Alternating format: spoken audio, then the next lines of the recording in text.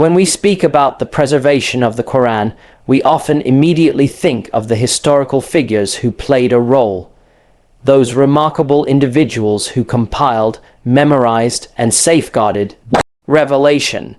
And while their contribution is undeniable, there is a deeper layer that must be understood before anything else. Because the preservation of the Quran is not merely a human achievement, it is not the result of political strategy, scholarly collaboration, or collective effort alone.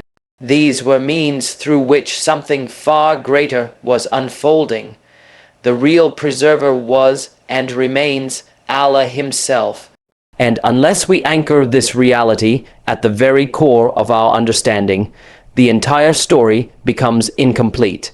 The Quran begins its own narrative of preservation long before humans ever realized the need for it.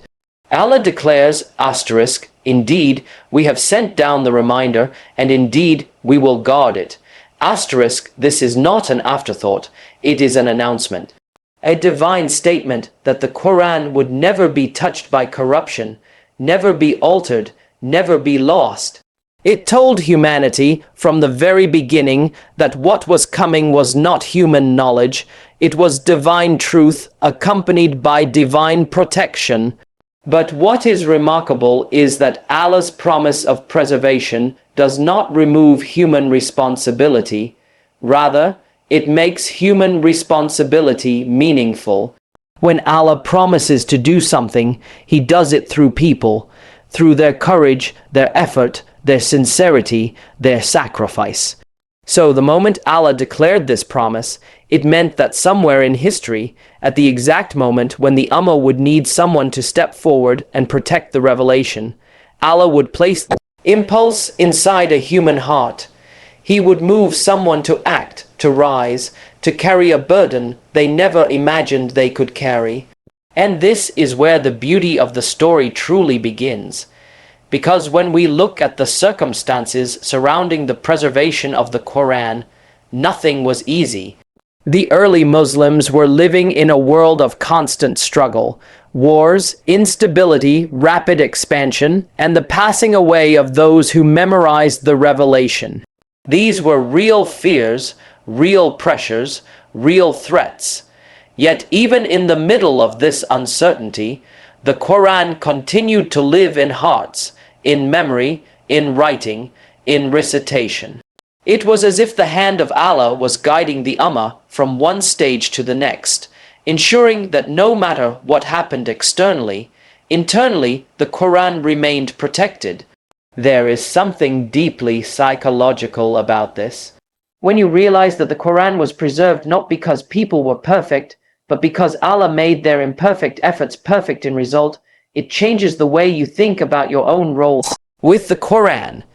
It makes you understand that the revelation did not rely on the greatness of men. Rather, the greatness of men emerged because they were connected to revelation. Their courage was born from their yaqeen, their clarity came from their submission, their strength came from knowing that the task they were undertaking was supported by the divine. And this is why Allah's promise is not just a theological statement, it becomes a source of emotional stability. Imagine living at a time when the Quran was still fresh on the tongues of people, but those people were leaving this world. Imagine seeing companions fall in battle, the very people who carried surahs in their hearts. Imagine the fear of losing even a single verse. That weight, that anxiety, that responsibility. Yet despite it all, the believers had something inside them that outweighed the fear. They had trust. They had a conviction that since the Quran came from Allah, its preservation would come from Allah too. This trust was not passive. It was active, powerful, energizing. It made them act. It made them gather the Quran, compile it, verify every letter, every recitation. Not because they believed their efforts alone would save it, but because their efforts were the means through which Allah's promise would manifest. There is a profound lesson in that. Human beings work, Allah completes. Human beings struggle, Allah preserves. Human beings fear, Allah reassures. This pattern is woven throughout the entire story of Revelation. When we say He saved the Qur'an, the He refers first and foremost to Allah. It was Allah who placed the Qur'an in the heart of the Prophet, letter F, DFA, and it was Allah who placed the Prophet, letter FDFA, in the heart of his Ummah. It was Allah who inspired Abu Bakr to step forward at the moment when hesitation could have been catastrophic. It was Allah who gave Zayd ibn Thabit the strength to undertake a task so monumental that he himself later said, "If they had ordered me to move a mountain, it would have been easier than what they asked me to do." Who gives a human being the ability to move a mountain? Only the one who promised to preserve his message. This divine, human partnership is what makes the story of the Quran so unique. In history, books are preserved because institutions decide they should be preserved. Empires create libraries, scholars create systems, governments create archives. But the Quran was preserved by an Ummah that at the time of its revelation was not a superpower. They had no kingdom, no political structure, no luxuries, no worldly power. Yet they preserved something that not even the greatest civilizations on earth ever managed to protect: the exact, unchanged words of their scripture. And this happened because the Quran did not belong to them, it belonged to Allah, and when Allah owns something, He protects it. He elevates it, He makes it unassailable. If anything, the preservation of the Quran is a proof of Allah's power, not human brilliance. It is a miracle, not a historical coincidence. It is divine intervention, not mere documentation. But the deeper philosophical point here is this: when Allah preserves something, He doesn't just protect the text. He protects the meaning, the pronunciation, the rhythm, the spiritual impact, the internal transformation. He preserves the asterisk experience asterisk of the Quran. The same surah that shook the hearts of the companions shakes hearts today. The same verses that brought tears to the Prophet, letter FDFA, bring tears now. The same words that moved men to sacrifice everything continue to move millions. This continuity is not explainable through historical analysis alone. It is evidence of something beyond human capacity. So, as we begin this journey of exploring the story of the one who stood up to save the Quran, the starting point must be this realization, that what he did was not an isolated act of bravery. It was part of a divine script, a script written long before he was born, a script that Allah had declared in His own words, and a script that continues today in every heart that recites, memorizes, reflects, or lives by the Quran. Because the preservation of the Quran is not just a historical event, it is an ongoing miracle, and every believer who builds a relationship with the Quran becomes part of that miracle. So as you listen to this story, don't just admire the individuals who played their role. Ask yourself an uncomfortable, necessary question. Asterisk, the Quran is preserved, but am I? The Quran is protected, but is my connection to it protected? The Quran is safe, but is it safe inside my life, my home, my heart? Asterisk, if Allah took responsibility to preserve His book, then take responsibility to preserve your bond with that book. That is the legacy you inherit from those who carried this mission before you. When we move from the divine promise of preservation to the human role in fulfilling that promise, something remarkable comes into focus. It is the realization that Allah, in His wisdom, does not send angels to carry out the tasks that humans are capable of. He entrusts human beings with all their weaknesses, doubts, and limitations to safeguard the most precious gift humanity has ever received.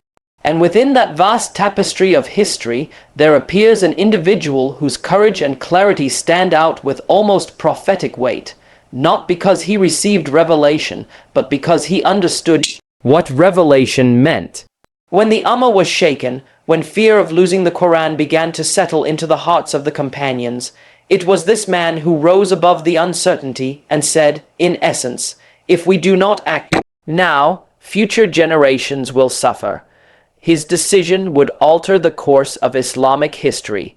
His courage would become the vessel through which Allah's promise unfolded. To understand the depth of his action, we must understand the emotional and psychological landscape he was living in. The companions were still mourning the loss of the Prophet, letter F, DFA. The wounds of recent battles were fresh. Many of the Huff, as those who carried large portions of the Qur'an in their hearts, had returned to Allah. The Ummah was expanding rapidly into new lands, new cultures, new challenges, and with expansion came risk. In those early years, memorization was the primary method of preservation, supported by scattered fragments written on bones, leaves, parchment. It worked beautifully when the Prophet, letter F, DFA, was alive, when revelation was ongoing, and when the community was small and tightly connected. But now the threat of fragmentation was real. The danger was not theoretical, it was immediate. The hearts that carried the Qur'an were returning to their Lord, sometimes dozens at a time. In that moment, it required a rare kind of mind to step back and see the bigger picture. It required someone who understood that preservation is not just an act of devotion, but an act of leadership. Someone who understood that safeguarding the Qur'an was not merely a personal responsibility. It was the responsibility of an entire civilization yet to be born. And that someone was Abu Bakr as Siddiq a man whose heart was soft enough to weep at the recitation of the Qur'an, yet strong enough to confront the greatest crises the Ummah had ever faced. A man whose loyalty to the Prophet, letter F, DFA, was unmatched, yet whose ability to make independent decisions in the service of Allah was unwavering. There is a moment in his life, during the discussion about compiling the Qur'an, that reveals the depth of his spiritual intelligence. When Umar first suggested the idea, Abu Bakr hesitated, not out of doubt, but out of reverence. He asked how he could do something the Prophet, letter FDFA, himself had not explicitly done. This hesitation is not weakness, it is love. It shows that Abu Bakr understood the sanctity of the Qur'an, the sanctity of the Prophet's example. But it also shows something else, his ability to think beyond the moment. After reflection, prayer, and deep contemplation, he realized the truth that preservation was not innovation, it was protection. It was not changing the message, it was securing the message. And once he reached that clarity, his decision became firm, unshakable, and historic. What makes his courage so profound is that it was not the courage of impulse, it was the courage of conviction. He did not act merely because of fear, he acted because of foresight. He understood something psychological that many people struggle with even today, that sometimes preserving the past requires stepping into a future that has never been experienced before. It requires trusting that Allah will protect you in the unknown just as He protected you in the known. Abu Bakr's bravery was not loud. It was quiet, steady, rooted in taqwa.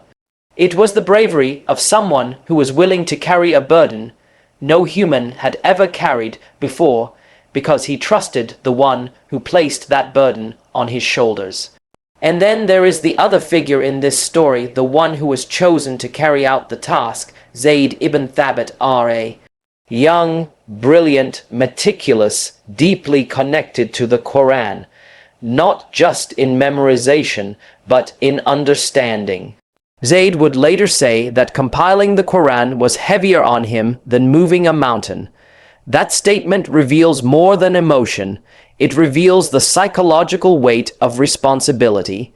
Imagine being asked to gather every verse, every surah, every recitation, cross, verified by multiple companions, each one recited to the Prophet letter, FDFA, each one preserved in memory and in writing, and now you must ensure that not a single letter is missing, not a single word misplaced.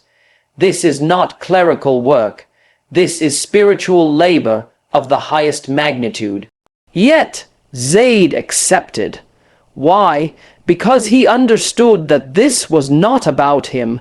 This was about Allah's promise. He knew that if Allah selects you for something, He will give you the strength to fulfill it. His courage was not loud either, but it was deep. It was the courage of responsibility, of precision, of humility. And it was the combination of Abu Bakr's leadership and Zayd's dedication that created the first complete compilation of the Qur'an, a copy that would become the anchor for all future generations. What is psychologically fascinating is how these individuals navigated uncertainty. They were not promised success at the human level. They were not guaranteed that the compilation process would be easy or smooth or straightforward. There were disagreements, differences in dialect, variations of recitation, and the emotional pressure of preserving something divine. Yet, despite all of this, they acted with clarity. Why? Because when a heart is anchored in yaqeen, clarity becomes possible even across the fog of uncertainty. This is where the story begins to shift from history to introspection. When you observe their courage, you can't help but ask yourself, where did that strength come from? It came from a simple truth. They were connected to revelation. They did not see themselves as saviors of the Qur'an. They saw themselves as servants of it. They did not see themselves as protectors of Allah's book. They saw themselves as instruments through which Allah was manifesting His protection. Their humility fueled their courage. Their sincerity fueled their strength. Their taqwa fueled their resolve. This is a profound psychological reality. When a person believes their work is part of something larger than themselves, they become capable of extraordinary things. Anxiety becomes manageable. Fear becomes secondary. Fatigue becomes temporary. Abu Bakr did not preserve the Qur'an because he wanted recognition. Zayd did not compile the Qur'an to impress anyone. They acted because they believed that the Qur'an must live beyond them, beyond their era, beyond their world. Their motivation was not ego, it was amana, and that is the central lesson we inherit from them. Allah does not need extraordinary people. He creates extraordinary people through responsibility.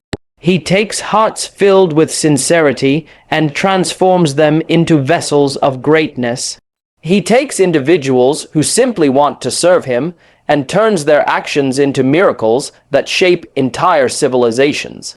So the next time you hear the story of how the Qur'an was preserved, don't reduce it to a historical footnote. Understand that it is a story of courage, quiet, steady, God-centered courage. It is a story of leadership rooted not in authority, but in fear of Allah. It is a story of individuals who refused to let hesitation overpower responsibility. Individuals who stepped forward because they knew that if they didn't, the cost would be carried by generations yet unborn. And then ask yourself, if Allah could use them, why can't He use you? If they were chosen to preserve the physical Qur'an, perhaps you are chosen to preserve its meaning in your life. Perhaps you are chosen to preserve its influence in your home, its beauty in your character, its guidance in your decisions. The Qur'an has been saved, But now the question is who will save their own heart through it. When we speak about the preservation of the Quran, it's easy to think only in terms of parchment, ink, memorization, and recitation. But the deeper reality, the part that truly shaped the destiny of the Ummah, is that preserving the Quran was never about protecting pages. It was about protecting a civilization. It was about saving the spiritual identity of a people who would one day stretch from the deserts of Arabia to the mountains of Central Asia, from the coasts of Africa to the cities of Europe.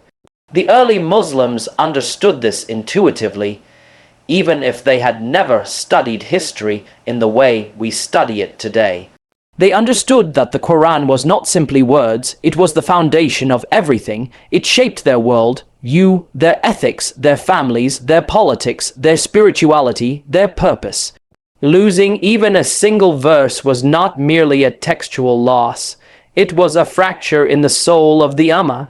And this is where the true weight of responsibility comes into focus. When Abu Bakr took the decisive step of gathering the Quran, he was not thinking about archiving the past. He was thinking about securing the future. He was not motivated by fear of losing information. He was driven by fear of losing guidance. And that distinction matters because information can be reconstructed, rewritten, rediscovered, but guidance, once lost, is nearly impossible to restore. The Quran was the map. Without it, the young Muslim community would have drifted, and future generations would have inherited confusion instead of clarity, division instead of unity, spiritual loss instead of spiritual depth. This awareness didn't come from scholarly analysis. It came from living with revelation. The companions had witnessed what the Quran did to them. They had felt it rearrange their hearts, reshape their priorities, and rewire their understanding of existence. They knew that everything they had become was because of the Quran. So when the threat of losing any part of it emerged, they felt a kind of fear that was deeper than the fear of death. Because death only affects the individual, but the loss of revelation affects the entire Ummah. Imagine living in those early years. Islam is spreading faster than anyone expected. People are entering the faith in large numbers. Lands are changing hands. Cultures are interacting. There is excitement, yes, but also fragility. The Ummah is young. Institutions are still forming. Leadership is still stabilizing. In such a moment, the Quran is the anchor holding everything together. It is the one unchanging point around which the entire community revolves. Without that anchor, the community would have been pulled in countless directions politically, morally, spiritually. This is why the preservation of the Quran was not just an act of protection. It was an act of safeguarding unity. Because as long as the Quran remained intact, unchanged, fully accessible, the Ummah had a single reference point, a single standard, a single source of truth. Differences could be resolved, disputes could be settled, divisions could be healed because there was a book everyone agreed upon. This is why even non-Muslim historians marvel at the fact that despite political changes, cultural differences, and geographical distances, the Quran remained unchanged across continents. That continuity is extraordinary, and it happened because the early Muslims recognized that saving the Quran was synonymous with saving the Ummah. But there is another dimension here, one that is psychological. When people face danger or crisis, they often focus on survival. They look for what will protect them in the present moment. But the companions were operating at a level of consciousness where they were thinking about generations they would never meet. They were thinking about a future Ummah, not just their own moment. That level of foresight is rare. It requires a heart that cares not only about itself, but about the future of Islam. It requires a mind that understands that spiritual loss can be more devastating than physical loss. This is why the companions' actions remain so powerful. They were not preserving something for themselves, they were preserving it for you. For every person who would one day open the Quran and find meaning, discover guidance, feel peace, connect with Allah. When they gathered the verses, they weren't thinking, "This will help us." They were thinking, "This will protect those who come after us." And that is the true meaning of amana. It is taking care of something that does not belong to you alone. One of the most profound aspects of this story is that it shows us how the early Muslims understood the concept of legacy. They didn't define legacy as what they accumulated. They defined it by what they preserved. They didn't think in terms of personal achievements. They thought in terms of what would continue after they returned to their Lord. This is why their actions, even the ones that seemed small or simple at the time, continue to echo through the centuries. And this is where the story touches our reality today. The Quran has been preserved, its text is safe, but the Ummah is struggling, not because the Quran is missing, but because our relationship with it is missing. We are living in an age of distraction, noise, confusion, ideological storms. We are connected to information but disconnected from guidance. In such a world, the Quran should be our anchor just as it was for the companions. Yet for many people, it remains a book placed on a shelf rather than a light placed in the heart. So the question becomes, are we honoring the sacrifice that preserved this book? Are we appreciating the foresight of the companions who saved it for us? Are we carrying this amana forward, or are we letting it slip through our fingers? The early Muslims understood that saving the Quran meant saving the Ummah. If that is true, then we must also understand that reconnecting with the Quran is the only way to rebuild the Ummah today. Because no reform is real unless it begins with revelation. No healing is complete unless it returns to the source of healing. No unity is possible unless it is grounded in the words of Allah, but connection requires effort, it requires discipline, it requires sincerity, it requires the willingness to approach the Quran not as a book of ritual, but as a book of transformation. This is the same mindset the companions had. They didn't read the Quran. They lived it. They didn't recite it, they embodied it. They didn't preserve the text, they preserved the meaning, and that is why their preservation mattered, because they were not just protecting words, they were protecting the blueprint of a civilization, and now that blueprint is in our hands. The question is no longer who will save the Quran. The question is who will let the Quran save them. Who will allow its guidance to shape their choices, their character, their priorities, who will revive the spiritual depth that the companions fought so hard to protect, who will become the kind of person the Quran speaks to, transforms, and elevates. We often say that the companions preserved the Quran, but the deeper truth is that through the Quran, Allah preserved them, and through them, He preserved us. And now the circle comes back to us. The preservation of the Quran is complete. The preservation of our relationship with it is still our responsibility. When we reflect on the story of preserving the Quran, it's tempting to imagine it as a clean and straightforward historical undertaking, a careful, organized effort carried out in calm circumstances. But the reality was far more human, far more emotional, and far more psychologically heavy than many people realize. Preserving the Quran was not a serene scholarly project. It was a mission carried out in a time of grief, political uncertainty, social transformation, and spiritual pressure. Those who stepped forward didn't just use their minds, they used their hearts, their tears, their sleepless nights, and their unwavering trust in Allah. And if we don't understand the struggle and sacrifice behind the preservation, then we fail to appreciate the weight of the Quran we hold in our hands today. To understand that struggle, we must first enter the emotional world of the companions after the Prophet letter FDFA had returned to his Lord. This was not just the loss of a leader, it was the loss of the living vessel of revelation. The heart that received the Quran was no longer walking among them. The voice through which Allah spoke to humanity had been silenced in this world, and the community felt that loss deeply. Every verse they recited reminded them of the one who had brought it. Every surah echoed memories of battles, moments of revelation, nights of prayer, days of teaching.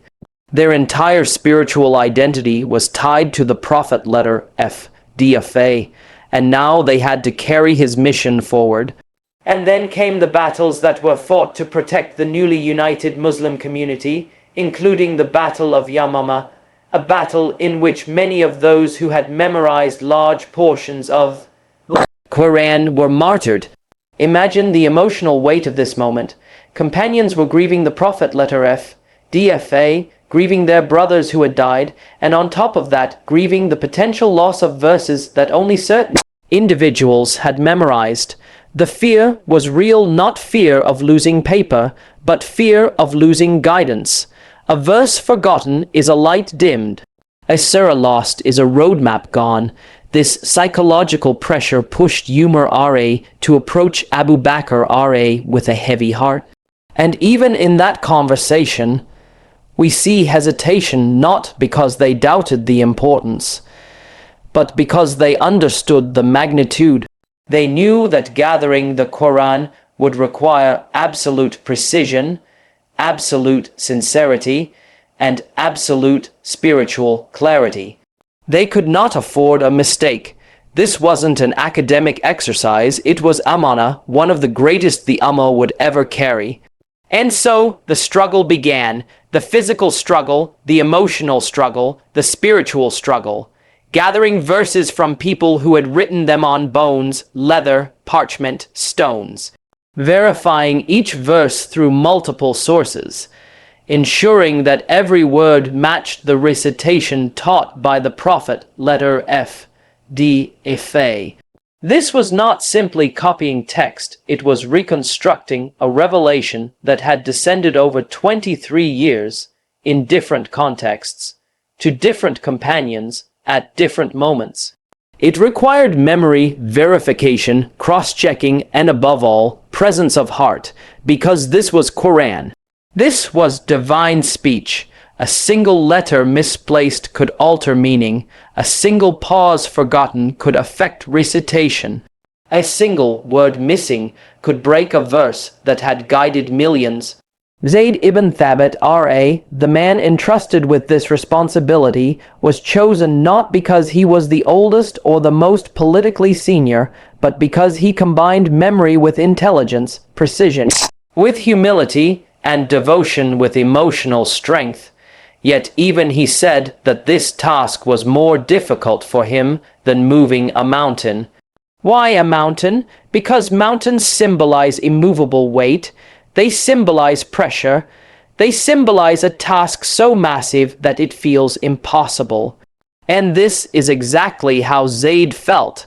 Every verse he wrote carried the pressure of eternity. Every surah he compiled carried the weight of being preserved for all future generations. He knew that the Ummah would read from what he gathered. Children would memorize from what he wrote. Scholars would analyze it. Reciters would master it. And every prayer for the next 1,000 years would rely on the accuracy of his work. Imagine the psychological burden of that.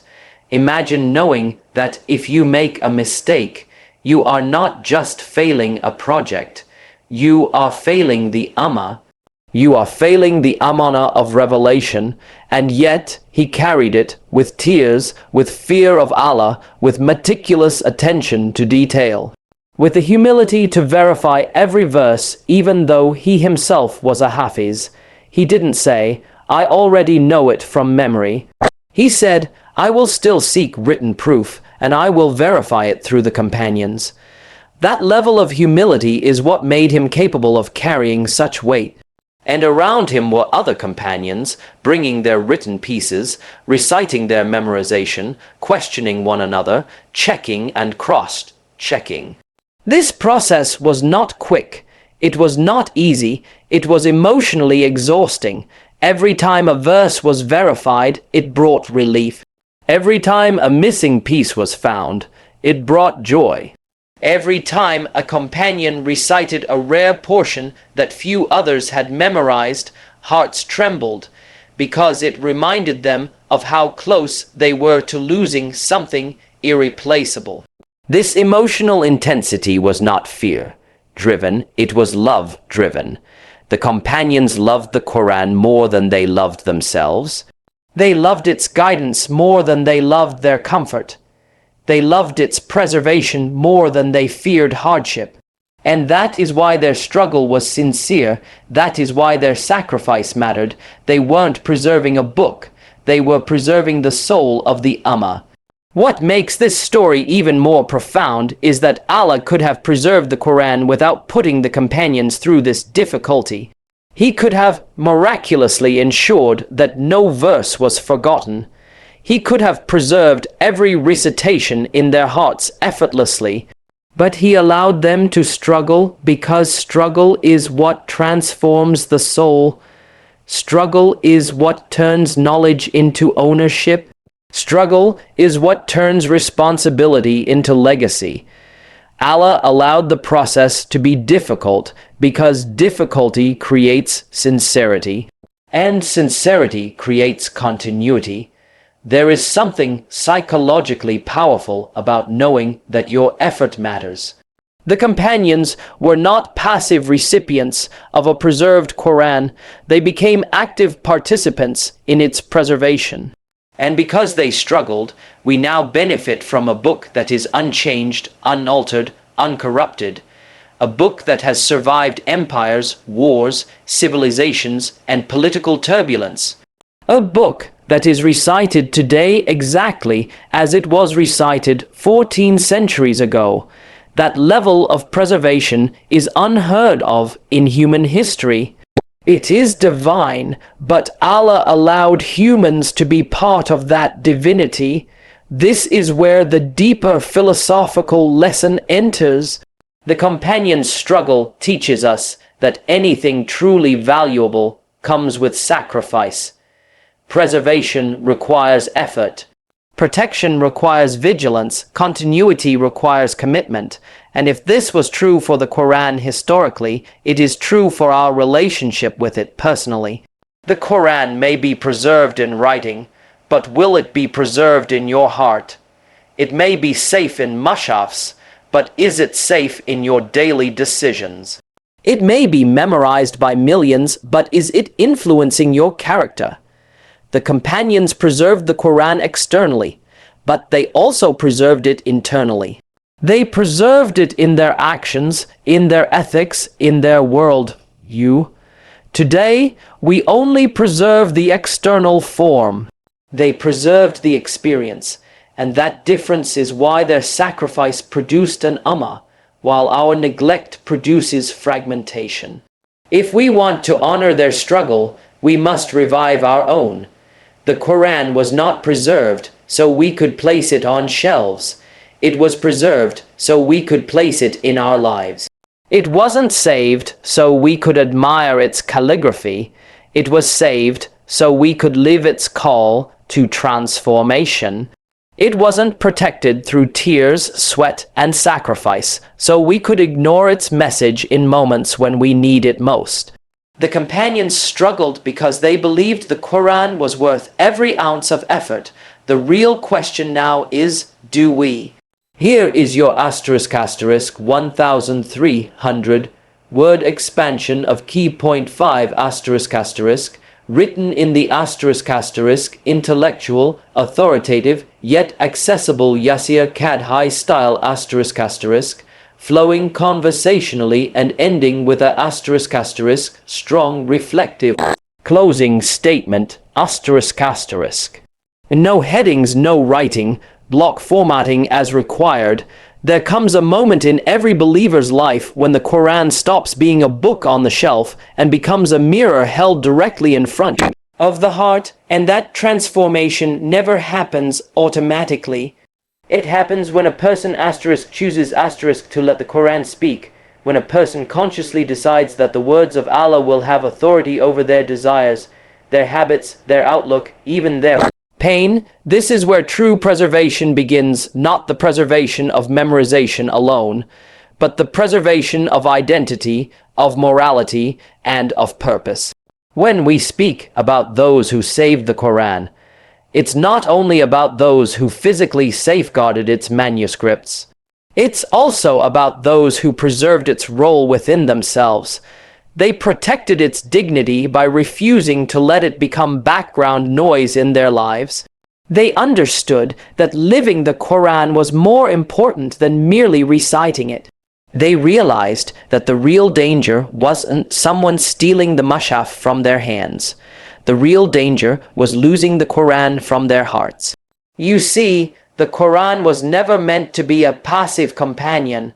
It was meant to interrogate the soul, to question the ego, to challenge the patterns of thought we've numbly accepted. But a text can only challenge you if you allow yourself to stand vulnerable before it. And that vulnerability is exactly what the early believers mastered. They weren't perfect people, but they were honest people. When the Quran confronted them, they didn't distract themselves. They didn't scroll past it like an uncomfortable reminder. They stopped reflected and asked, "What is Allah telling me through this verse right now?" This is where the preservation of meaning and intention begins, because without that inner engagement, the Quran becomes just sound. Beautiful, yes. Emotional, yes. But sound does not transform without surrender. And surrender only happens when the heart is awake. What amazes me is how the companions internalized this. When a verse was revealed, they didn't just memorize its words, they memorized its demands. They carried those demands with a sense of responsibility. For them, living the Quran was not a choice, it was the default mode of being. This is why their character had weight. This is why their words carried sincerity that touched hearts. Their relationship with the Quran wasn't performative. It was deeply personal, and that sincerity became a shield, not just for themselves, but for future generations. Today, however, we face a different challenge. Our challenge is not the preservation of the manuscript. Allah has already guaranteed that. Our challenge is preserving the meaning of the Quran in an age where meaning is constantly being diluted. We live in a time when everything fights for our attention, when distractions are engineered, when silence feels awkward, and when contemplation is almost foreign. In such a world, the Quran can easily become another voice in the crowd, rather than the asterisk voice that defines the direction of our lives. This is why internal preservation is more urgent than ever. Because if a person cannot sit with the Quran for 10 minutes without reaching for their phone, then even if they memorize its entirety, they have not preserved its place within them. Preserving the Quran means preserving the environment of the heart in which the Quran can flourish. And that environment is built through discipline, through humility, and through a willingness to be changed. One of the greatest tragedies of modern spirituality is that people want inspiration without transformation. They want comfort without challenge. They want motivation without responsibility. But the Quran does not operate on those terms. It elevates you by asking of you. It comforts you by confronting you. It strengthens you by pointing out your weaknesses. If your engagement with the Quran never stings, never exposes a flaw, never destabilizes a false assumption, then you have reduced revelation into an echo of your own preferences. Think about how many times Allah asks us, "Will you not reason? Will you not reflect? Will you not understand?" These questions are not rhetorical flourishes, they are commands. Commands to awaken the dormant capacities of the soul, to push beyond intellectual laziness, to engage the world with a Quranic lens rather than a cultural one. And this is where true preservation becomes a living act. Because when a believer truly internalizes the Quran, they become a guardian of its values. Their very presence becomes a reminder of what the Quran stands for: justice, integrity, compassion, humility, accountability before Allah. These qualities are not abstract, they form the moral architecture of society.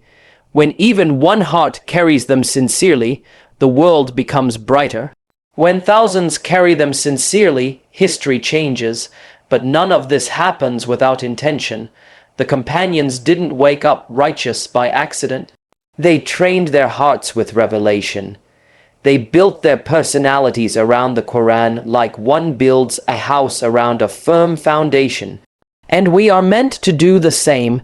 Every verse invites us to rebuild something inside us. Maybe your anger needs rebuilding. Maybe your habits need rebuilding. Maybe your trust in Allah needs rebuilding. Maybe your priorities need to be torn down completely and rebuilt from scratch. The point is, the Quran must be allowed to reconstruct you. That is what it means to preserve it. You preserve it by allowing it to reshape you rather than reshaping it to fit you. And perhaps one of the most profound forms of preservation is preserving the emotional relationship with the Quran. Because a heart that feels nothing during recitation is like soil that refuses water. It is not that the water is lacking, it is the soil that needs breaking. Tears soften the earth of the heart, humility cracks it open, silence nurtures it, and slowly meaning begins to grow. That growth is preservation, that softness is preservation, that consciousness is preservation. And once a person reaches that state, the Quran becomes not just a source of guidance, but a source of companionship. It becomes the voice that steadies you when the world becomes loud. It becomes the anchor that holds you when life becomes unstable. It becomes the light that reveals your blind spots. It becomes the mercy that heals wounds you didn't even know you carried. A person who builds such a relationship becomes a walking testament to the transformative power of revelation. When such people exist, the Quran is preserved not only in their memory, not only in their recitation, but in the way they carry themselves in private and public, in ease and difficulty, in moments of weakness and moments of strength. They preserve it through their choices, their patience, their restraint, their courage, their sincerity. They preserve it in the way they forgive, the way they give, the way they speak, the way they stand, the way they repent. And that, ultimately, is the legacy we are meant to inherit. Not the legacy of simply reading the Quran, but the legacy of embodying it. The legacy of people whose lives prove that revelation is alive. So, if you want to preserve the Quran in your life, ask yourself one question. When the Quran speaks, do I listen with the intention to change? If the answer is yes, then you are walking the path of those who saved the Quran by allowing it to save them. And the closing reminder is this: the Quran does not need us for its survival, but we desperately need it for ours. Preserve it in your heart, and it will preserve you in your darkest hours. Let it guide you today, and it will testify for you on a day when nothing else will speak on your behalf. There is a certain irony when we reflect on how the Quran reached us. Allah preserved his book perfectly, not through angels descending daily with new copies, not through miraculous manuscripts appearing in every generation, but through people. People with flaws, people with weaknesses, people who struggled with their own souls just as we struggle with ours. And yet, through these imperfect human beings, Allah chose to safeguard the most perfect message. That alone tells us something profound. Allah expects us to rise above our limitations, to recognize that weakness is not a barrier to responsibility. The ones who carried the Qur'an before us were not superhuman. They were simply people who made a choice to honor the words of Allah more than the noise of the world. When we talk about the continuity of preservation, we are not talking about something abstract. We are speaking about the actual transmission of meaning, ethics, sincerity, and spiritual depth from one generation of hearts to the next. Because preservation is not only about memorizing verses, it is about ensuring that the Quran remains a living force in every era. And that cannot happen unless there are individuals who take it upon themselves to embody it, to teach it, to defend it, not only intellectually, but morally. What keeps the Quran alive in society is not the presence of mushafs. It's the presence of believers who carry the Quran in their character. That is the critical link connecting past generations to the present and extending into the future. Every century had its guardians, its scholars, its teachers, its reciters, its thinkers, its worshippers. Men and women whose inner worlds were shaped by the Quran to the point that their very existence became a vehicle of preservation. But what is remarkable is that none of these people were preserving the Quran to become famous. They were not doing it to be admired. They were doing it because the Quran had transformed them so deeply that it felt like a betrayal of the soul not to pass that light forward. And this is the point we must sit with. When you truly taste the Quran, you cannot keep it to yourself. You cannot limit it to your personal spiritual fulfillment. You feel a responsibility to share it, to teach it, to protect it from distortion, to ensure that the next generation receives it with purity and clarity. This continuity of preservation is not a passive process. It is a struggle, an inner struggle and an external one. The inner struggle begins with sincerity. You cannot carry the Quran into the next generation if your own engagement with it is superficial. If your intentions are mixed with ego, your influence becomes contaminated. If your relationship with the Quran is inconsistent, your impact becomes weak. Allah uses sincere hearts, not impressive voices. He uses those who prioritize authenticity over appearance. And that sincerity becomes the foundation for everything else. When a person internalizes the Quran sincerely, it naturally overflows into their actions. They teach not because they want a following, but because they feel obligated to share what touched their soul. They correct misunderstandings not because they enjoy debate, but because they fear the dilution of truth. They stand firm in moral issues not because they want to appear pious, but because they cannot compromise the values that Allah has placed within them. These people become bridges between the revelation and the reality of the next generation. And every generation needs these bridges because without them, the Quran becomes disconnected from daily life. Without people who embody it, the Quran becomes a text to admire, but not a guide to follow. Without people who explain it with wisdom, society becomes vulnerable to misinterpretation. Without people who exemplify its ethics, religion becomes hollow. And here lies a deeper point. Preservation is not only about transmitting knowledge, it's about transmitting spiritual confidence.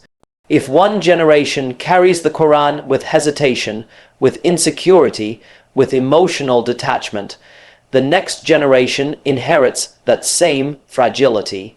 But if a generation carries the Quran with dignity, with certainty, with humility, the next generation absorbs that strength, even if they cannot articulate it. This is why you can sometimes meet a scholar who doesn't say a single poetic line, who doesn't speak with rhetorical power, and yet their presence alone moves you. Because they're not speaking from intellect, they're speaking from a heart shaped by revelation. That heart, in its silence, transmits more than many people transmit in their words. This is the continuity we speak of, the unseen transmission of sincerity, the quiet passing down of spiritual depth. We must also recognize that this chain of preservation is not made only of scholars. Every person who teaches a child how to recite a verse, every parent who models patience because the Quran taught them patience, every believer who chooses honesty when dishonesty was easier, all of them are part of the chain. Every silent act of righteousness inspired by the Quran contributes to the survival of its teachings on earth. Allah does not need armies to defend his book. He needs sincere, humble servants who live by it. And so the question naturally arises, where do we fit into this chain? Are we simply consumers taking the Quran in, benefiting from it, but never contributing to its continuity? Or are we participants, active links in the divine chain of preservation? Because whether we realize it or not, every one of us plays a role. Even if you don't teach in public, you teach by example. Even if you don't give lectures, you influence through your character. Even if you don't debate misconceptions, you can dispel them through your behavior. The Quran was entrusted to humanity, not to scholars alone. It was entrusted to believers, ordinary believers, who choose sincerity over convenience. And that means the responsibility is shared. Every heart that carries the Quran is part of the preservation of the Quran. Every home that centers the Quran becomes a fortress protecting it from neglect. Every moment of hikah, every tear shed in sujud, every act of discipline done for the sake of Allah, they all feed into this continuity. But continuity cannot happen if we treat the Quran as optional. It cannot happen if we allow distractions to consume our intellectual and spiritual bandwidth. If one generation becomes addicted to entertainment, the next generation becomes allergic to reflection. If one generation prioritizes dunya over guidance, the next generation becomes uncertain about their identity. And that is why we must be intentional. We must consciously build a culture in our hearts and homes where the Quran is honored, where its recitation is normal, where its values shape our decisions, where its presence is felt, not only during Ramadan, not only during times of crisis, but consistently. If we fail to do this, we break the chain. Not because the Quran becomes lost, Allah has guaranteed its preservation, but because the Quran becomes lost from us . And that is the greatest loss a community can suffer. But if we nurture the Quran within ourselves, if we model sincerity, if we strive to live its teachings, even imperfectly, we continue the chain. We become part of something bigger than our own lives. We become contributors to a divine legacy stretching back to the Prophet letter FD Ife himself. And that is the beauty of our role. We are not expected to be perfect links. We are expected to be sincere links. The strength of a chain is not in the uniformity of its pieces, but in the fact that each piece holds on. That is all Allah asks of us. Hold on. Hold on even when life is difficult. Hold on even when doubts whisper. Hold on even when the world distracts. Hold on even when your own soul resists. Hold on to the Quran, and you automatically hold on to your place in the chain of preservation. Because in the end, continuity is not about memorizing a text. it's about living a legacy. And the final reminder is this: one day your life will end. Your voice will fall silent, your name will fade. But whatever part of the Quran you carried through your character, your sincerity, your example, will continue flowing through the hearts you influenced. That is the only form of immortality that truly matters. So let your life be a link in the chain. Let your heart carry what your tongue recites. Let your actions reflect what your ears hear. Preserve the Quran today so that it preserves you on the day when nothing else will matter.